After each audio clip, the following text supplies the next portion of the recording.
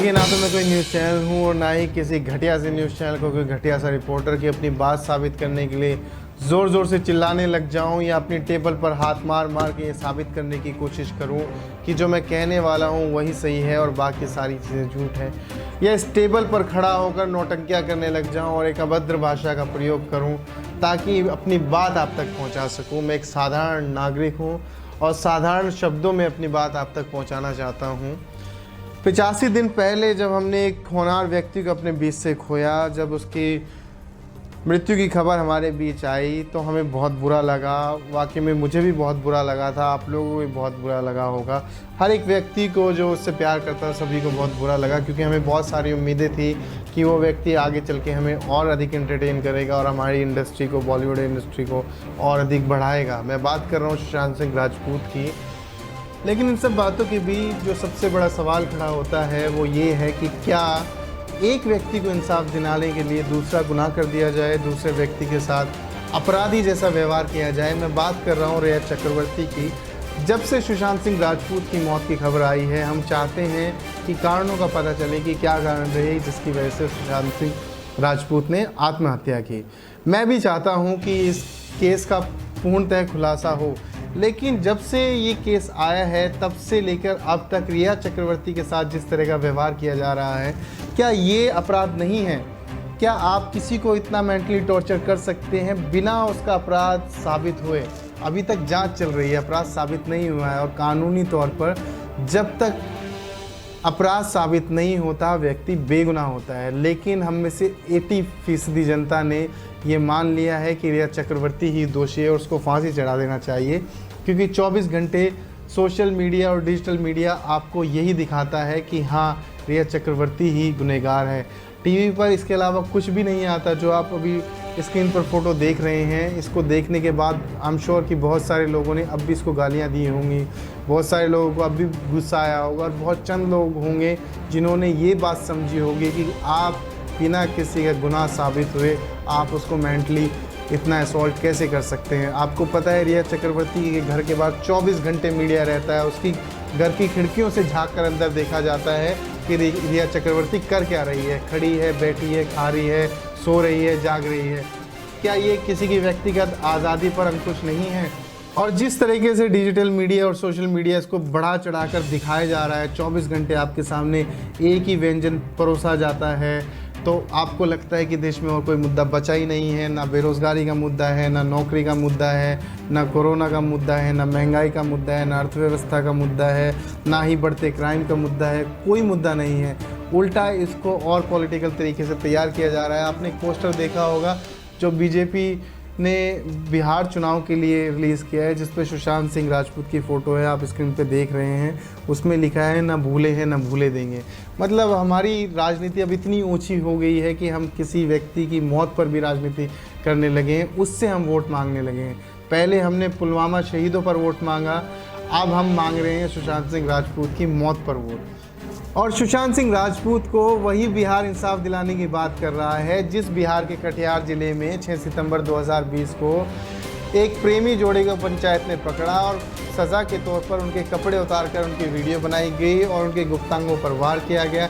इतना ही नहीं, उस महिला के साथ दुष्कर्म किया गया, उसकी भी वीडियो बनाकर सोशल मीडिया पर डाली गई। और ये बिहार सुशांत सिंह राजपूत को न्याय दिलाने की बात करता है, और वहीं उसी राज्य की बेटी के साथ नाइंसाफ़ी होती है और उसके इंसाफ की बात कोई नहीं करता।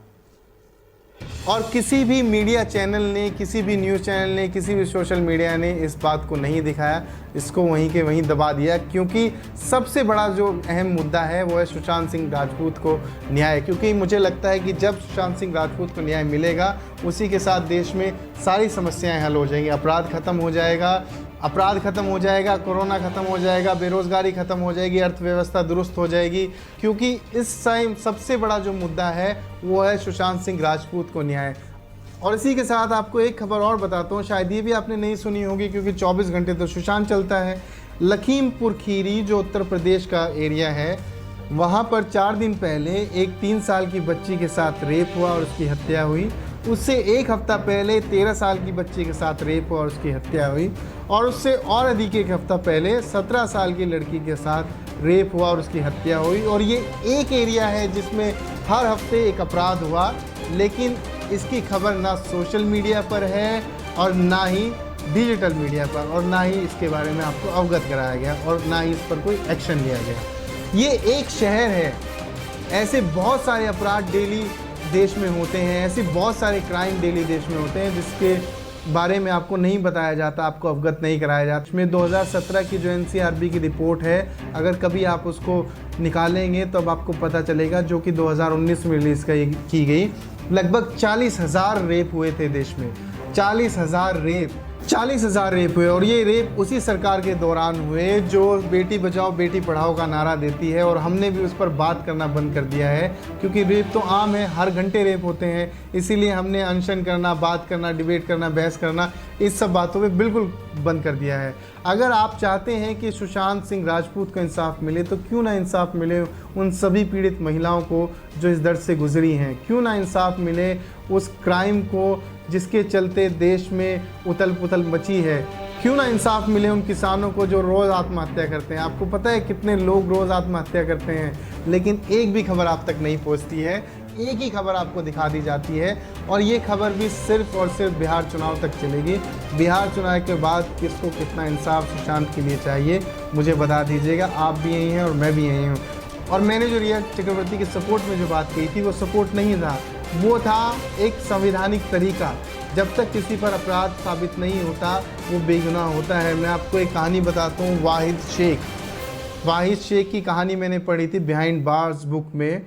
वाहिद शेख को 2006 में मुंबई ट्रेन बॉम्ब ब्लास्ट के शक में पकड़ा गया, और शक में पकड़े जाने के बाद उनको तकरीबन 10 साल तक जेल में रखा गया। और जब 10 साल बाद भी ATS ये साबित नहीं कर पाई कि वाहिद शेख का मुंबई ट्रेन बॉम्ब ब्लास्ट में कोई हाथ था, तब कोर्ट ने उनको 10 साल बाद रिहा किया, ये कहकर कि उन पर कोई भी गुनाह साबित नहीं होता है। अब आप समझिए कि 10 साल किसी को शक के बिना पर जेल में काटने पड़े। ऐसे में ज़रूरी है कि जब व्यक्ति पर पूर्णतः दोष साबित हो जाए तभी आप उसको दोषी कहें, उससे पहले उसको गुनहगार कहना भी एक गुनाह है। और इसी के चलते मैंने रिया चक्रवर्ती के फेवर में ये बात कही कि आप अपनी तरफ से कोई भी वर्डिक्ट ना बनाएं जब तक उस पर अपराध साबित नहीं होता। मैं ये नहीं कहता कि रिया चक्रवर्ती निर्दोष है, वो होंगी दोषी, लेकिन जांच होने दीजिए। जांच में जो आता है उसके बाद जो कानून सज़ा देगा वो देगा। आप कौन होते हैं सज़ा देने वाले? आप किसी को मेंटली कैसे हरास कर सकते हैं इतनी बुरी तरीके से? ज़रूरी है कि आप संवेदनाएं बनाए रखें। और न्यूज़ चैनल से भी मेरी अपील है कि वो इस तरह के प्रोपेगेंडा को प्लीज़ ना चलाएं। देश में और भी बहुत सारी समस्याएं हैं, उनसे भी लोगों को उजागर करें। धन्यवाद।